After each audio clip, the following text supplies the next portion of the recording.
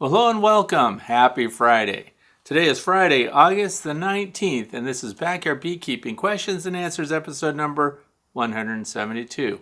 I'm Frederick Dunn, and this is the way to be. So I'm really happy that you're here today. You might be wondering, how hot is it outside there, Fred? Well, it's 81 degrees Fahrenheit, which is 27 Celsius. Today is going to be the best day so far, end of the week, and then tomorrow, rainstorms and everything coming in. Thus, the opening sequences, which showed the rain and some bees hunkered down, as they do when they get caught out in foul weather. So what else is going on? That's right, tomorrow, Saturday the 20th, third Saturday of August, is World Honeybee Day and National, here in the United States, Honeybee Day. So that means that if you're a beekeeper, you're interested in bees, this is the time to share with everybody about honeybees, talk them up, talk about what people can do to their lawns and things like that to help them out. Here at The Way to Bee, we had the entire morning news team out to learn about beekeeping. That was fantastic because they, of course, did the spot on the local news in our county, and that maybe got people thinking about not killing off all the weeds in their lawn because that's unnecessary.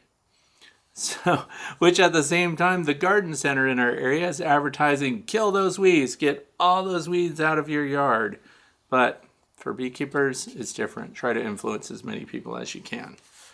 So that's about it. Let's get right into the questions. If you want to see what we're going to talk about today, please look down in the video description because each topic is listed in order with related links and videos to help you understand further for those who want to dive deeper. And it's also available, Podbean, The Way to Bee podcast. So for those who are driving, you can listen. And then you'll have timestamps there to reference the video segments if you want to click on that and come back and see the video. So there you have it. First question comes from Tom, and it says, "Good morning, Mr. Dunn. Hello from Shelton, Washington. Avid fan. I started 3 years ago with vertical Langstroth, then to horizontal hives. I have 3 hives, all single entrance. I just watched episode number 170. 2 hives, the queen is laying end to end. Frames farthest from the entry have 95% honey, but some brood. I suspect that when 5% emerges, they will complete with honey. It's been difficult converting information from vertical to horizontal, such as, will the cluster move horizontal? Anyway, a request would be that as you teach, you identify areas that are different." And so I'm happy to do that. So we talk about differences between the vertical hives and the horizontal hives. And I'm just going to say it right out. I know that a lot of people are firmly committed to horizontal hives, and some are even firmly committed to a specific design, like the Layens, for example, or the horizontal long Langstroth hive. Others are committed firmly to vertical hives only because that's the configuration that bees would choose if they had a choice. And you can manage bees in both, but the vertical, of course, is more suited to the bees. You know, I know people will say, yeah, but the trees can fall over and then the hive would be horizontal and then, you know, branches break off, things like that. But the most frequently occupied cavities by bees, honeybees, would be vertical if they were given the choice. If you put out traps, swarm traps in the same area, same height, same exposure, far enough apart that they're not in direct shoulder-to-shoulder competition, but you would find that the scouts would prefer the vertical configurations over horizontal configurations, and so exponentially they demonstrate a preference for vertical cavities. So why are we even using horizontal hives to begin with? Because they're accessible. They're easier to manage. There's no lifting of big boxes. There's only lifting of frames and, of course, prying up cover boards that might be glued down with propolis. And that's coming up in another video because I did an update video on the horizontal long Langstroth hive. But making comparisons between the two, everything is basically the same other than how you manage the hives. And, of course, wintering, which is the question here, will they go horizontal? Bees have a greater challenge moving horizontally through a cavity as winter progresses to access their resources than they do going vertical. And that's one of the differences, for example, between top bar horizontal Langstroth, so the long lang, and then the Layens hive. And Dr. Leo Shurashkin will press the point that the Layens frames are deeper so that the bees will have honey above them, brood below, and then as winter progresses, they'll migrate up, more so than they're capable of migrating laterally. So, and that's because when they have brood directly under the cluster, it's just more efficient for the bees. Inside a tree cavity, they would be doing the same thing. The brood at the end of the year, this time of year, for example, would be focused at the entrances. And that's been consistent here, vertical or horizontal. When there's a single entrance, no venting, no secondary entrance, they concentrate their brood near the entrance. And then, of course, as you get farther away from that entrance, you have nothing but honey stored. And that has been throughout all of my hive configurations, vertical, horizontal, Layens, and Langstroth. Now, the good news about my Layens hive is I had some concerns because the last inspection that we did, the frames were full of brood, top to bottom. The good news is they are now starting to store honey at the top of those frames. So there's probably a 10% band of honey going across that's capped, and the brood is moving down lower on the frame. So that's good news because if it matches what Dr. Leo teaches and what Horizontal Hives and Beekeeping with a Smile, which is a really good book if you don't have it already, it identifies their movement in wintertime vertically. Then when they get to the very top, if they've consumed those resources, this is the number one heartache that new beekeepers have in spring. That's why I want to talk about it right now. When they move to the top, it happens frequently that people open their hives in spring only to find out that their bees clustered right under that inner cover. That's true whether it's a horizontal or vertical. So Langstroth or horizontal Layens, long lang, whatever you have, they tend to cluster up against those cover boards. And with the Layens hive, the frames themselves form that inner cover board. And if they don't move over just a couple of inches to get the resources, the honey that's stored there and some pollen that's there, they starve in place because they've committed themselves to brood, and there they sit. That's why it's very important, in my opinion. Dr. Leo would say do not feed the bees. So if they don't make it, they don't survive winter, they're not acclimated to your area, and that's it, let them go. Another school of thought is that if your bees do make it up there and they exhaust those resources, then you're going to have some kind of emergency winter resource for them, or they could starve and you could get that frustrating scene that I just described, which is a dwindling cluster of bees, starved out, bodies and cells, truncated abdomens because they starved. And so I actually recommend emergency feed placement directly above where you think the cluster is or where it's going to be. And that's just an insurance policy, so you don't lose your bees in spring. And I understand the natural method of keeping bees and letting those that don't survive die off, if that's what you choose to do. But I'm one of the people that likes to put emergency feed. Now this year, they did not use their emergency resources. And I used Hive Life on it for the first time this past winter.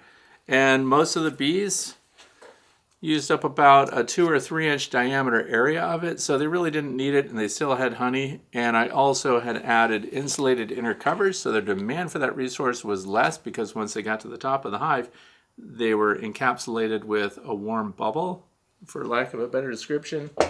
Because there's only one entrance and no top venting, they have greater control over the heat, humidity, CO2, and everything else that exists up where the cluster is in winter. That works so well, I'm continuing with that. But if we had to choose what's more efficient for the bees, and I understand some people can't work a vertical hive, they just can't lift the boxes. So if it's the difference between keeping bees or not keeping bees and horizontal is it for you, then the goal would be to make sure that their provision is close to those brood areas as possible with full frames of capped honey going into winter. And hope that they move over just enough and that you insulate the top of your hive so that the bees then on somewhat warmer days have a chance. They break cluster and the cluster loosens up, and the mantle, the outer layers of that, those bees will work on resources around and migrate those to the center and feed and replenish nurse bees that are the most critical in winter. So I hope that helps, and I will try to make those differences clear and how the management may be different. But for right now, they're pretty close, other than pulling off boxes or not pulling off boxes with the vertical configuration. And then with the horizontal, all we're doing is, as they need more room, we add a frame. Very simple. 2 frames, 3 frames. If you've got a big nectar flow ahead, as we do here right now, but the winter can turn at any time, much easier to expand and contract the nest in a horizontal format. So there's lots of differences. Lots of people will be happy to share about their experiences. Question number 2 comes from Donald, Oberlin, Ohio. I have 2 hives, and I started this year from packages. Both of them have a brood box of 1 deep, 1 medium, and that's my winter configuration here for my hives. So both hives have filled these and then have each filled a medium super with honey, most of it capped. I harvested a lot of it to make room and to prevent swarming. As we approach goldenrod blooms and then fall, my mind turns to surviving winter. I think I've confused myself a bit with too much research. Instead, should I leave the 3rd honey super on until it starts getting super cold? And will they move honey stored down themselves, or should I take a few frames of honey and move them to the brood boxes before removing the supers in fall? And I'm glad this question was asked, because it's something as part of your planning for when temperatures start cooling down. Often people wait until the very end, right into October, 1st of November, for example, if they seem like things are going well, and then they break apart the top, they remove their honey super, they put the inner cover back on and everything else. But I want you to consider taking off your final honey resources while the weather is still warm. And the reason that I say that is your bees need an opportunity to use propolis to seal all those cracks and crevices, because you're breaking apart their hive, you're creating leak paths for air. And if the bees don't have the warmth necessary to do those repairs, they're stuck with vented joints. So what I always recommend is get your honey supers that you're going to keep, get that stuff off middle of next month, so mid-September. And then leave the rest for the bees and let them finish chinking up their joints and closing it all in, and then their only airflow area, which they control really well, is going to be the single entrance on the landing board. And that's just because that's what I've arrived at. I've been through all these phases, by the way, of using upper venting, upper entrances, queen excluders. I don't do any of that anymore, and I use a single entrance on the landing board or in the face of the front of the hive exclusively. Nothing else. And so I want them to have every opportunity to winterize their hive. So that's my answer to that. Question number 3 comes from Jason, Monroe Township, New Jersey. One topic that I struggled with consistently is entrance reducers. My apiary consists of 2 flow hives and several traditional 10-frame Langstroth hives. I've done everything from using a traditional wood reducer year-round to adjustable metal reducers in the cold months only, to most recently installing strips of aluminum hardware cloth along the entrance. I know in late 2020, episode number 82, you were using a section of rolled aluminum screen. Is this still your preferred method, and have you completed your evaluations of the HiveGate system and adapted it to hives in your apiary, or used another or multiple methods depending on the hive location configuration? I'd appreciate your opinion on what you have found to be most beneficial. Okay, so the first thing I'll address is the entrance on flow hives. The entrances are thinner and they're full width, and there is no really good entrance reducer for them. They do provide now a metal. This is the vent side. This is their entrance reducer. It's made out of aluminum and it goes on the front of flow hives. And this would be the entrance you're left with. Do I use this? No, I don't. But they make it and they have it. And so I've arrived at, and I provided a video recently where I took the video camera hive by hive and I showed different entrances during peak production in these hives. And the bees themselves let us know if the opening is too large. They try to purplize things, they try to block it up. If it's too small, they start chewing at the entrances. And if it's just right, they don't do either of those things. So the rolled aluminum screen in those thin openings for the flow hives, specifically the flow hive 2 now, wide and narrow, I use 3-inch rolled aluminum. The reason I use rolled aluminum screen is because once you bend it over and roll it up and curl the ends in and stick it in there, it holds its place really well.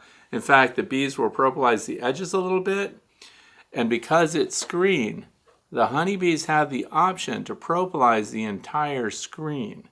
And if they leave it open, that means they're happy with the ventilation. So it serves two purposes. One, it keeps the ventilation going for the width of that, because remember, it's very narrow top to bottom. And it provides them a narrow gateway entering and departing so that they have a smaller area to defend when it comes to the robbing and the wasp attacks that are certain to come here in the northern United States. So that part is that. The other thing is, in the past, I've tested lots of entrance sizes for the different hives. Of course, a brand new colony of bees would not require as large an entrance. In fact, they benefit from a small entrance and a small space when they're just getting started. Fewer bees necessary to guard the entrance. Also, less airflow that the bees do not control. When you have a wide open entrance, the bees aren't able to direct and control the airflow through that very well. Same thing with screen bottom boards. Unless they're enclosed with a tray, that's a wide open area and the bees no longer control flow of air through any conduit of the hive there. So that's also why I don't use open screen bottom boards. I am a fan of screen bottom boards with something underneath of them so that the debris falls in. And that's a teaching tool to pull that out, look at what's on the bottom board, and see what's going on in your hive, including dropped off dead Varroa destructor mites and things like that. Great teaching tool, but I like it to be completely enclosed. I never use an open screened bottom board. Okay, so what did I arrive at for any size hive year round? And so winter, summer, nectar flow, anything you want. Some people change a lot when it comes to seasons, so they like to close it up in winter. So some people might close down to this size here, which is a 1/2 inch opening and then 1.5 inches in width. But the optimum opening that my bees, and what I want you to see is bees have chewed this wood. So these smaller entrances, they chewed the inside here. They did not like it. And another thing is, the reason I arrived at the second one from the top here, that opening is 3/8 of an inch in height. Mice can't get through that. And then a 4-inch opening width. And I've also dropped that down sometimes to a 3-inch if they seem to be trying to purplize it. But if you're looking at metric, then that's 10.16 by 0.95 centimeters. So that's it. This one's too large. These are the ones that flip, and they have the winter opening and then they have the summer opening. I prefer to leave it one. Look at also that changed the position of the opening to another part of the entrance on the landing board. Why should that even matter? Well, it matters because when the bees are working on the inside of their hive, they are creating burr comb and they're creating attachments and they're trying to shape the airflow inside the hive, including between frames inside, above and below. So they do all this work which helps them ventilate, travel, and guard their hive better. And then if you're doing this, summertime, wintertime's coming, you flip it, now we change the configuration and where that airflow is coming and going from. They're also arranging their brood inside the hive. The other thing I do is, of course, which impacts airflow and impacts wintering and summer and defenses, is to have a slatted rack in there, because the slatted rack has a front bull board or whatever you want to call it, and that helps keep, it helps them defend it. So I thought I would grab a slatted rack over here, but I guess I just don't even have one handy. Aha! This is a slatted rack. So underneath, this is the entrance. This is where one of these boards would be. Look at this solid piece here, which prevents air from just gusting up in there in the wintertime. The other thing is it makes it seem darker. So originally when I started using slatted racks, the claim was that with your deep brood box above, that the queen then and the workers would finish off these frames and lay eggs all the way to the bottom of the deep frames. Did that work? It did. So slatted racks work. And what do they do? Talk about infrastructure. They even start to extend. What kind of frames, what kind of cells would they extend down here? Mostly drone. So, but they actually use the space. But I want you to know too that nothing the bees do is to work against themselves. So in other words, when they're building comb like that and they configure and they control, they're controlling airflow, warmth, and cooling. So by having a consistent year-round entrance, you're giving your bees time to adapt to that entrance as far as the way they configure all the resources inside. So I hope that makes sense. And that's how I arrived at my year-round entrance. 3 to 4 inches wide, 3/8 inches high. Now some of you have round entrances. I've also used gates to close off the round entrances partially. And then if they appear to start chewing the wood, I'll move that to open it more. If they're gumming that up with propolis, then I'll close it a little more until I find out exactly what size opening they want.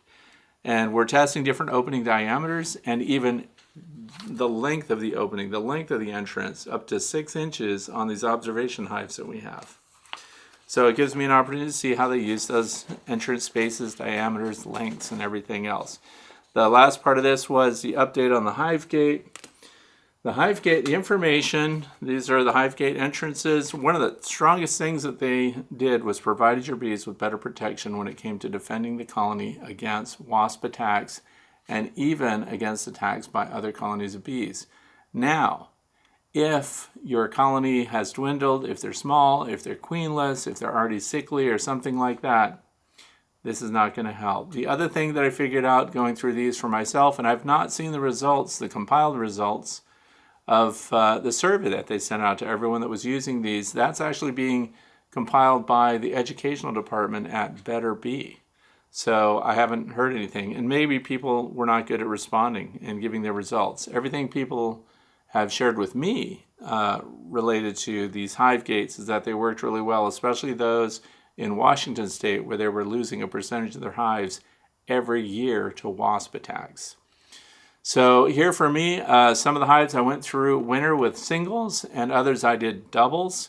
And I'll put a link to this, and there's also on my website, thewaytobee.org, and you can look at the HiveGate study page, and it shows videos and explanations about how these work. But there's an option to use 2 of these side by side or to go to a single.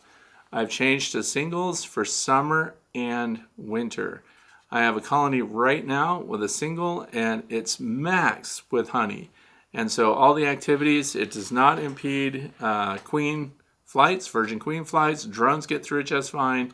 And people have looked at these and asked if undertaker bees and things like that have any problem hauling dead bees out. All of those functions work through these HiveGate entrances. So they work. I can't give numbers. I can't give stats because I don't have them. And for those of you who have used them out there, it'd be great if you commented in the comment section below if they worked, if they didn't, what you found they were good for, and maybe they didn't change anything. I haven't had anyone say that they were negative or had a negative impact or slowed something down or prevented swarming or a queen didn't return from a mating flight or something like that. The reviews have all been optimistic and positive. So that's that on that. That's it for entrances. Keep your entrances the same throughout the year. Here's the other thing. Even with the horizontal hives, and it's a great bonus because I don't use queen excluders. If I were a commercial beekeeper, maybe I would need to. I'm not a commercial beekeeper. So we're backyard beekeeping. We can look at our hives, and this makes a difference when it comes time to harvesting your honey. Instead of pulling full boxes and just loading them on trucks and using lifts and everything else, when you're high production, you're flying through everything. You don't have time to fool with, are there frames of brood here? And is this all honey? So the way I do it is I remove frames that are full of capped honey exclusively, and then those frames that even have a portion of brood on them, those stay with the hive. And so I don't even try to fool with it. The good news is, with a single entrance, everything past a certain point, and I mark it on the backs of the frames, like the long Langstroth hive. I put a B, and then I point it towards the entrance. That's the last frame of brood. Everything beyond that is pure honey. It could be extracted. Of course, we have to figure out how much we're going to leave for them for winter. 47 pounds roughly. They've never even used that here. And those are insulated hives. So that makes a difference too in how much you're going to consume and how much you need to leave on there for them. So next question, number 4. This is from John Minical. For Backyard Beekeeper, is the extra cost of an electric extractor worth it? I know it's a value judgment question. And is a radial or tangential better or more efficient?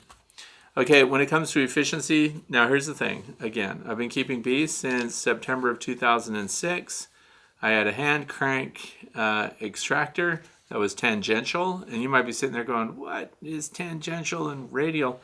So we'll just do a really quick visual for that. So if you're looking at radial extractors, one of the advantages is the tub is the same size and the backs of the frames are going out, so there's an axle in the middle and they spin like this. And there's centrifugal force that flings all the honey out of these hives, right? And that's because the cells they're not straight. They're not at a 90-degree incident angle with the surface of the frame. They're at a 13-degree tilt up. So that's why the skinny part goes towards the center and the backing of the frame, the top of the frame, faces outward. So it slings all the honey out. The big advantage to the radial extractor is that they have more frames in the same size basin. Probably needs a stronger motor. I don't know. It's not the one that I use. So the next one is tangential. Well, those are the ones that they've got 3 or 4 or 6 cages that face out so that when you have your frame in it, it is slinging and spinning this way. So the centrifugal force pulls directly away from the face of the frame and from the face of the foundation. I like that. And I've noticed that I have I have an extractor where I can put my frames in tangential, which is this way, or radial, which is this towards the center hub, skinny part towards the center. I've tried it both ways, and I like the tangential better. I like to have it slinging straight out of the cell. The honey comes out faster. The honey comes out at a lower RPM. So I thought that was really good. So in other words, why change? Why not just do it that way? Some people have reported that, for example, depending on the foundation that they've used, the tangential method puts more stress, more centrifugal force on the foundation. So if this were a wooden frame and you've inserted foundation in there, some of the foundations have been reported to flex and even flip out or partially break away from their frames. So, which they have not done so much when it comes to the radial extractor arrangement. So there's more force direct against your, especially with the deep frames. This is a deep frame. More force against the foundation and risk of them blowing out. I've never had that happen. So I'm just passing on what some people have said happens. And because I don't need to load 20, 30, 80 frames. I don't need the radial extractor, and I don't need these really big ones. I know people have ones that hold 80 frames. So I'm small scale. Now, is it worth it to make the jump to the electric motor over the hand crank? Well, when you have grandkids, it's fun to turn them onto the hand crank and make them sit there spinning things. But if you want consistency, and if you want to be able to put frames in there and turn on the extractor and walk away and do other things while it's spinning and extracting, then the electric ones are the best. They have rheostats on them. You turn it and it adjusts the amount of power going from the motor, and so the RPM's coming off of it. I might be wrong. I don't know all the electrical terms, but it has a controller so that you can get it up to full speed.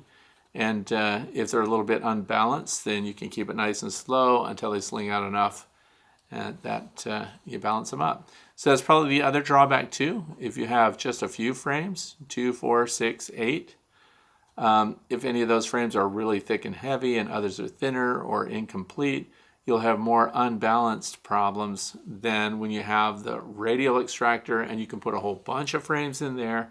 Then of course you balance out, the heavy ones opposite each other, the light ones opposite each other, and so on. And I think it probably all balances out better, and you may have less load on the bearings and everything else.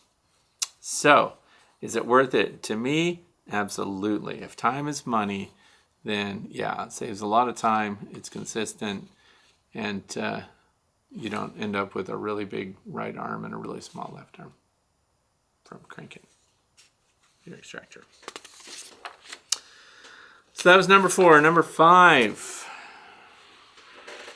And by the way, a lot of those extractors, oh yeah, sorry to back up here before I get on to number 5. Would I buy the electric extractor I currently have again? No. Why? Not because it doesn't work. It works great. The motor's great. Everything's fantastic. The basin is good. Everything is perfect. I would buy the larger extractor that can handle Layens frames, because if you get one that handles a Layens frame, it can handle all the other size frames.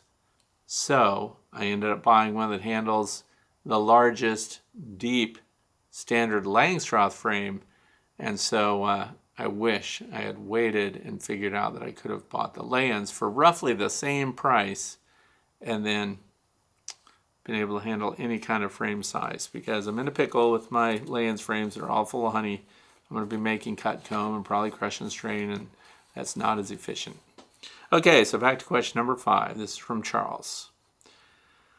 Let's see, I was shooting some video this morning at one of my hives, and I noticed 4 to 5 bees stationary on the landing board facing the entrance and fanning for several minutes. I've noticed other bees facing away from the entrance and fanning. So my question is, when facing the entrance, are they fanning in airflow into the hive or the opposite? And when facing away the entrance, are they fanning airflow going into or away from the entrance? Any thoughts? Okay, the thoughts are, it's really simple. When bees fly, they move air from their head to their abdomen. The same is true when bees are stationary on the surfaces inside the hive or on the landing board. So whatever direction they're facing, the air is coming over their head, over their thorax, and down their abdomen, because that's the efficiency of their wings. So, added quick little drawing here. So the air flows here, they tend to kind of hunker down, they grip on the surface. I know this is not a great drawing, and they point their tail a little bit down. Their abdomen is pointed down, and the air flows over the top. When you get inside the hive, you'll see that bees that are facing the entrance in there line up behind one another, especially if it's really hot. And then what they do is they'll draw air in and pass it over their bodies, and it goes all the way up inside the hive and comes back down. And then you see these bees facing into the hive. This is on the interior surface, not on the outside. And they fan over the top of each other and move the air out. And then those that are outside on the landing board pick up that same air, so their heads are facing the entrance and they continue to carry it out. There's another interesting thing, because the studies have been done and observations have been done of the bees inside the hive lining up one behind the other. Let's say there's 4 or 5 bees in a row. They're kind of massed here. Whichever one senses the most warmth, the most heat over the top of it when they're trying to cool a hive, those that are in the cooler airstream will move over into the hot one, and then they'll help accelerate the air across and out. And it moves at about 4 to 6 miles an hour. How do I know? Because I used an anemometer and I measured it. Another video that I never launched and put out there. But the bees move to the warmest spots, and it's rare, based on my observations, to see a bee on the landing board facing away from the entrance, so facing out away from the hive and trying to fan into the entrance. Now, they'll do it in the entrance itself, but I've not seen them try that outside on the landing board.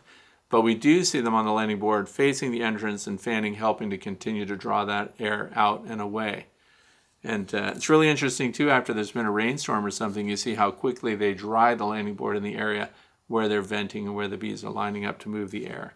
But the air movement is always from the head over the thorax and down past the abdomen, because that's the way their wings work. So I hope that helped. and they're very efficient at moving air around. And I was asked to look more into whether or not drones contribute to venting and moving air around and cooling or warming the hive. And so we do pay attention with the observation hives.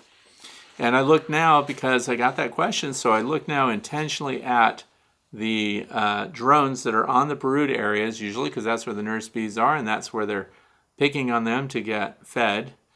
And even on really hot days recently, out there right now, the observation hives are in the 90s. And so those that are fanning across, especially when you see a large percentage of the worker bees inside the hive fanning, I've never seen a drone fanning and trying to help get in that airstream and collectively move air through. So I've seen them in the airstream not fanning their wings. So I haven't seen that. So that's a low grade for the drones contributing to venting and air movement down to the brood area. You see a lot of them just sitting around doing what drones do. So, and for those of you who don't know, drones are the male bees. So question number 6, this is from Michael. This spring I took advice from one of your many helpful backyard beekeeping videos and set up 2 swarm traps that were Better Bee Nuke 5-frame boxes, double stacked, and I captured a swarm in each. I relocated them to my bee yard, and as of today, they're going strong. I had to change out a couple full honey frames from each just to give them room. Looks like I will not be needing them as resources for my other hives. Fingers crossed this year is not over. I made a top for each that is well insulated and can take a rapid round. For those of you who don't know, rapid round is a rapid round feeder, and you can put dry or liquid feed up in that.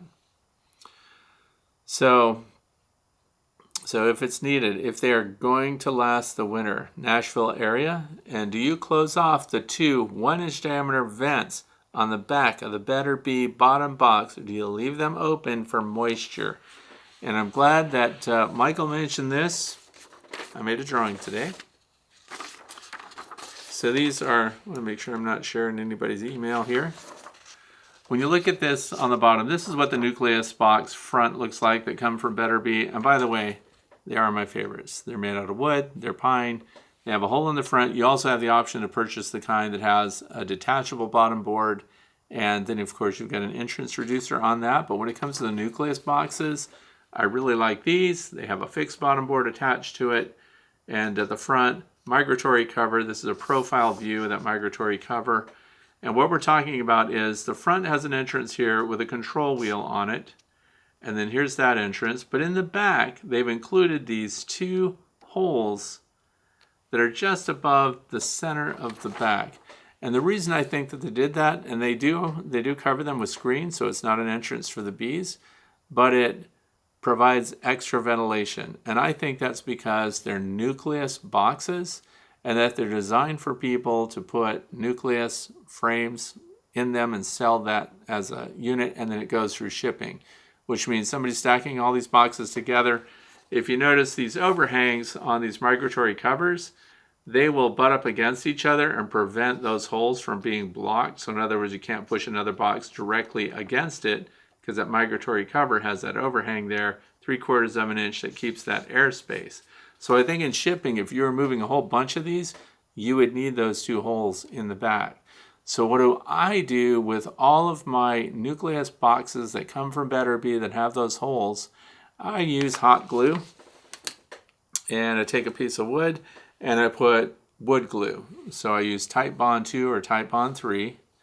They both hold up really well. And I use the hot glue as tack welds on the ends. So I take that little 1/2 inch by 2 inch by 4 inches, whatever it is, and I stick that up there, and the hot glue holds it in place while the Titebond takes to the wood and then seals it up really good. And I don't like those holes in the back, and I seal them right up. And you have to be careful, of course, when you do that. Do it with your migratory cover on top, so your little block of wood that covers them butts up against that. You don't want to make the mistake of putting it on too high or too big a piece of wood, and then your migratory cover doesn't settle over it. So I put the migratory cover on, and then I butt that little piece of wood right up against that, and glue it into place. You can even use brads or screws or something else to attach it on there. You don't have to use hot glue. But I don't leave them in there, and I take them off because I think the whole purpose of those holes is for shipping. Question number 7 comes from Denise, Tabernacle, New Jersey. Suggestion for helping deter or destroy ants. We use a top feeder, and the ants are marching up the hives into the sugar water. Help. Okay, ants are something that come up a lot for a lot of people. I don't have any problems with ants here. But I'm going to give you some ideas of things that you can do. I'm not a big fan of diatomaceous earth. You can sprinkle that on the ground around your beehive. Diatomaceous earth, those are diatoms, freshwater diatoms. They're food grade. If you're going to have them around, that's what I would use, but not for this. Once it rains or once there's heavy dew, that's defeated. That stuff depends on staying dry and lacerating the exoskeleton of ants. Please do not put diatomaceous earth inside on your inner cover or anywhere else. Outside the hive, on the ground, okay. Like you find an ant hole or something and you just fixate it on diatomaceous earth and you want to use it and do that. But ants come from long distances. They are social insects, just like honeybees are. They have a queen, just like honeybees do. They even swarm. So, ants find food resources. So the first thing you want to look at is maybe find a way to seal up that rapid round feeder so the ants can't get to any of that sugar syrup. So that's number 1. Take away what is causing your ants to seek out that space. Now on the flip side of that, ants are always looking for cavities. You lay a piece of wood on the ground and leave it there for a week, chances are you've got ants living underneath of it. So they do move under sheltered areas. So honeybees, they're in hives that are kept warm, and the ants come in there to, soak up the warmth and have a protected environment. And what better place than honeybees? That's why we find them on the inner covers and things like that, not necessarily inside the hive itself and not necessarily doing anything too terrible to the bees. But it's unsettling to see them in there. People don't want to deal with them. So there are a lot of ways to keep them out. Some people use ant moats, and they'll have legs from their hives, and they'll stand those in old coffee cans or things like that, and then they'll put water in. Then the water dries out, or you mow your yard and the grass clippings blow in there and just created a bridge for the ants. So there are a lot of things that you can do. And what I wanted to show here is people that have flow hives already know this, but they sell the bases by themselves. And flow hives have adjustable feet. So the base of that, it helps you to level it up and everything else. But the new Flow Hive 2 Plus version has ant guards built in that screw right onto what I think these are 1/2-inch diameter bolts. They're threaded, and then the bottom piece screws on first, and then the top piece screws down. And then you leave the top piece up above this bottom reservoir enough so that ants can't bridge it. So they have to go up here, crawl over, and then this is where they get interrupted. And you can put something like mineral oil in there. You can also put food-grade silicone grease in there. And because it's capped like that, it's out of the sun, so it dehydrates slower. Some people are not going to want to, of course, buy an adjustable leg. Those are the best ones that I have, and I don't have problems with ants. But the other part of that would be if I just had threaded legs, then I would smear my silicone grease all around these legs. Ants aren't going to want to walk up that, and you can even smear it on the wood if you've got a base or something like that. I definitely would not be putting silicone grease or anything like that where your bees are walking. If you remember, I keep all of my hives well off the ground. So they all have some kind of metal posts, and those posts, I would grease those up. The other thing is you want to make sure and weed whack and trim all your tall grasses away from your beehives if you're trying to keep ants off, because they'll walk up the grass. Anything is a potential bridge to getting into your hive. So the other thing is, if you've got legs, see the problem is some of the people have these wooden bases. They've got their bottom board. That is an integral part, and it sits right on the ground. None of my hives are like that. So you have to consider the proximity of your hive to the ants and how well they can get to it. If your ants are on the ground, you've got an uphill climb. Because I have skunks and things like that, most recently I had a skunk come out and try to get into my hives. It was thwarted because all of my hives are 17 to 18 inches off the ground as far as the entrance goes, and skunks can't get to anything anymore. So if you had iron T-posts, if you had pipe, if you had something else that supports your hives that is metal, you can just grease those metal stands and you have no ant problem. So that's the other end of it, probably more of a hassle than a lot of people want to do, but if your hives are sitting on the ground, maybe consider a new type of hive stand. My favorite hive stands of all time are out of stock, and those are the Lyson adjustable metal hive stands, and they're zinc coated, and those are the best. All you have to do is put in 2x4s, and they hold multiple hives. They're adjustable, and because they have metal legs, if we had ants, we would grease those legs. Problem solved. Ants don't like to be pheromone interrupted, and they don't want to get their feet sticky and bogged down. So if other people have cool methods for getting their ants under control, moats and stuff. Again, by the way, if you're putting water in a moat, so if you're using Tupperware or something like that and you put your legs in it, and you'll see that ants can walk across water. So the surface tension of the water allows them to stand on it. Spiders too, they zip right across. How could you fix that?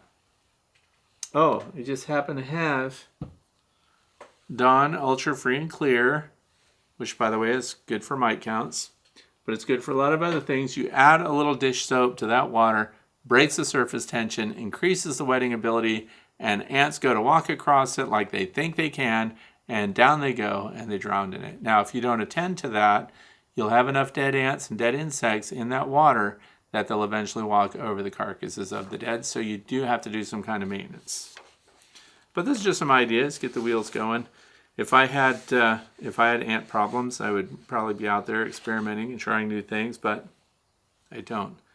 One time in all the years I've kept bees, I had ants going up into a hive, and I thought they were carrying out my larvae, and instead they were carrying their own eggs. They were moving out on their own.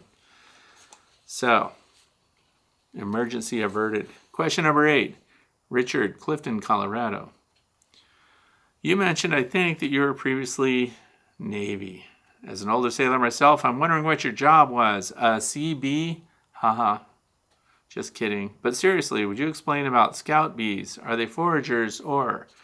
So if anybody cares about my time in the Navy, I served for 20 years, 3 months, and 0 days.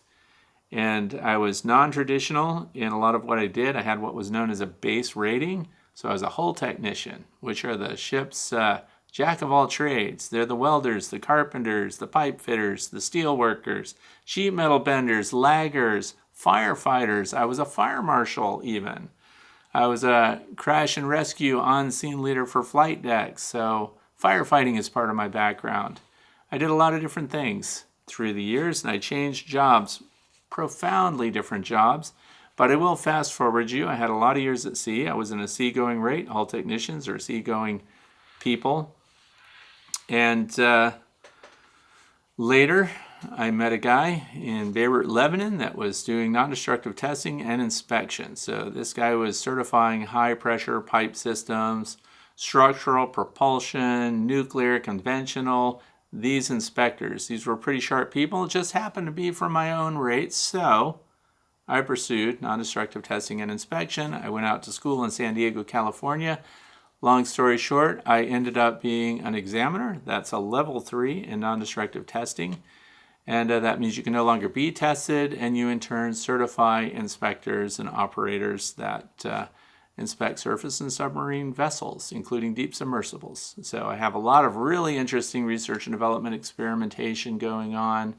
I was involved in ultrasonic imaging technology, and at the end of it, I became the senior instructor for the U.S. Navy's non-destructive testing and inspection program, and they also loaded me up with the senior instructor of all HTC schools, which included advanced welding. So I was technical advisor at San Diego City College for the 4956 class nuclear components weld program at Great Lakes, Illinois. There, does that help you? So I drank a lot of coffee. I stared at the ocean. I served on both coasts, and I've been all over the world, and now I'm super happy to be here. See what I did? Be here. So yeah, that's it. That's my Navy thing. Now, scout bees. Scout bees, are they foragers as well? Well, scout bees are older bees. They know the landscape, and they zip out and they find generally resources for the other bees. They fly out earlier in the morning. They do collect resources too, because they're sampling nectar and they're collecting pollen and they're bringing that back. So what happens is bees are economists. So what they like to do is they don't send out full force foragers all at once, those who are getting resources for the hive. Scouts go out first, and they're low in numbers, and then when they find a resource, they come back, they do a waggle dance, they share the resource, and then if there are enough bees in there that want to go out, that find the resource valuable to what the colony needs at the time, now they'll go out in larger numbers. For example, a scout might land this time of year on the landing board of a smaller colony of bees that doesn't seem very strong.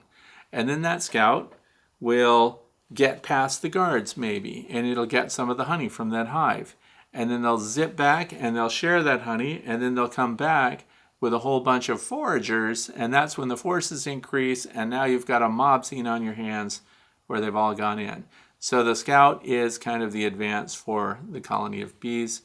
And they aren't necessarily focused on getting resources because they also scout out long before your bees decide to swarm. So in other words, right now I have a hive that I can hear the queens piping.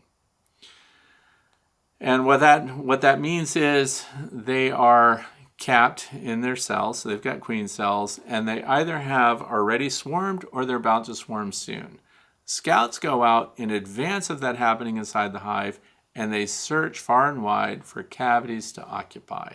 That's where, as the early question was today, they find something like a trap, a swarm trap in the woods, on the edge of the woods, wherever, and if they locate that, then they're going to come back and share that information. And you might think, since the scouts found it, since they think it's suitable, they don't actually make the decision to move into that until they've departed from their resident hive with their queen, and they're in a temporary bivouac location. Once they're in the temporary bivouac location, then the scouts that know about these other cavities that they've been campaigning for, they take other scouts with them, they inspect, they go all over. So during that scout trip, they're not gathering resources. They're not after nectar, they're not after pollen, they're exclusively scouting. So they are not always the same, although scouts can then later double as foragers. So it's kind of the duty of the day kind of thing. But so those are kind of the differences. Foragers are after food, nectar, and protein resources from flowers, and the scouts are finding areas and also finding cavities and looking for resources to exploit, like weak colonies of bees. That was the last question for today.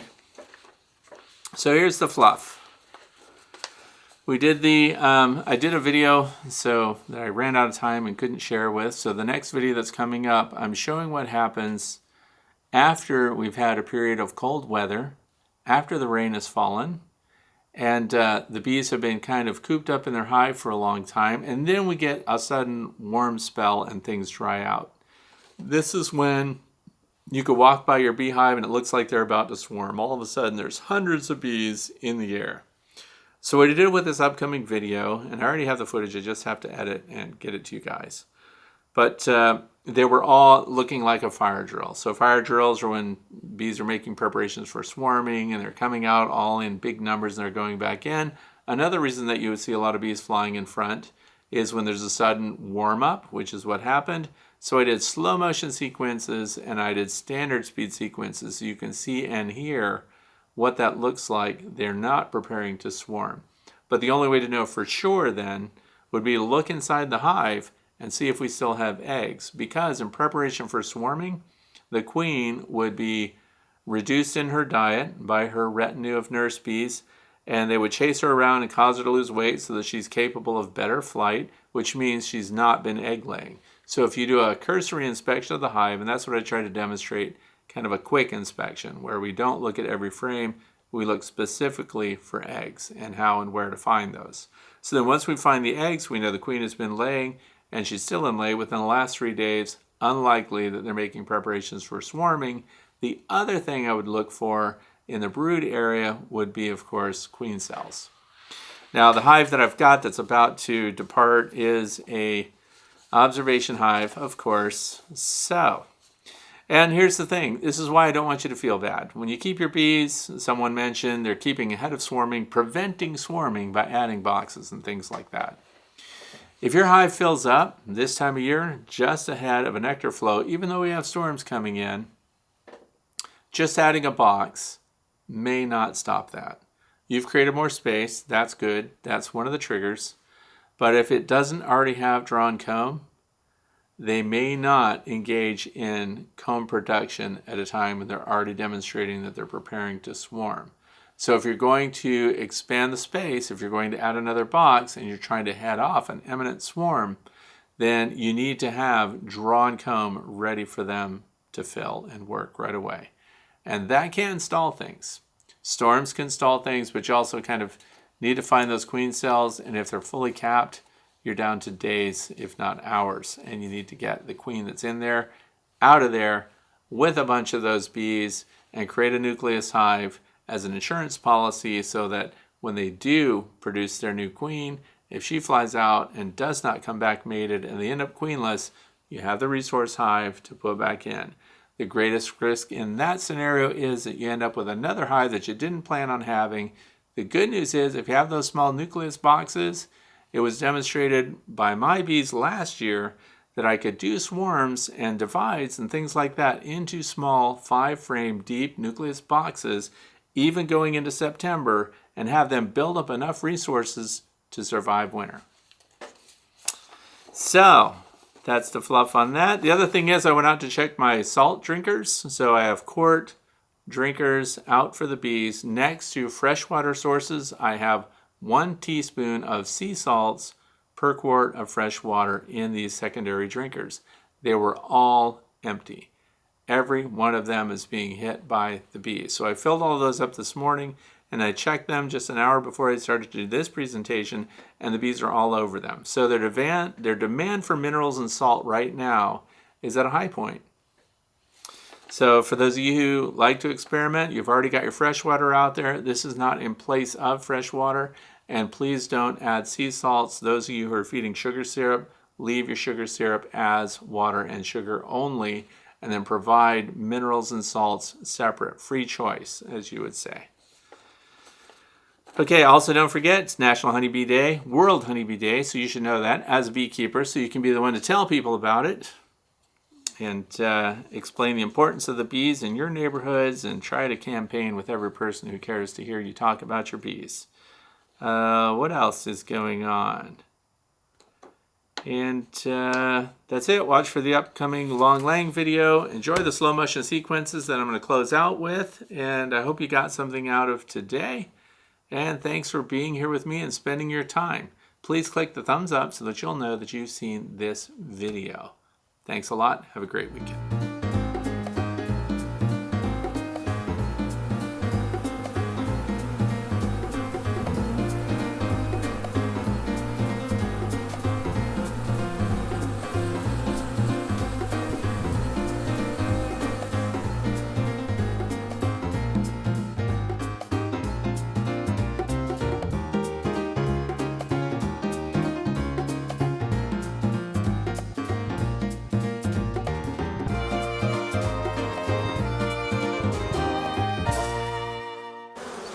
So as a closeout bonus reel, I'm going to show you some of the chaos that can happen at entrances after weather clears.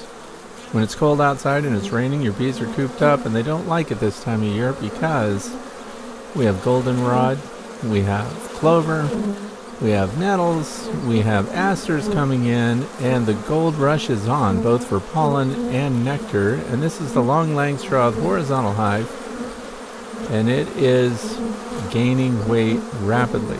So in an upcoming video this week, You'll be able to see what's going on inside this hive, and you'll learn quickly that they're not making preparations to swarm at all. There's an Aznavour gland going there on the right. Oh, she got pushed in. But there's so much activity that occurs when the weather does break that often new beekeepers think their colony is about to swarm. What they're really doing is getting all the resources they can while they can. So thanks for watching today, and I'll let you watch the rest of this as a bonus sequence. You'll see lots of drones that we see there. Up to 20% of the colony could be drones. And yes, there will be slow motion sequences. So you can slow down the chaotic activity and see exactly what's going on and learn quickly that bees are not as graceful as they seem when they're moving fast. Watch for collisions on the landing board, lots of activity incoming and outgoing. And I want to thank you for watching today.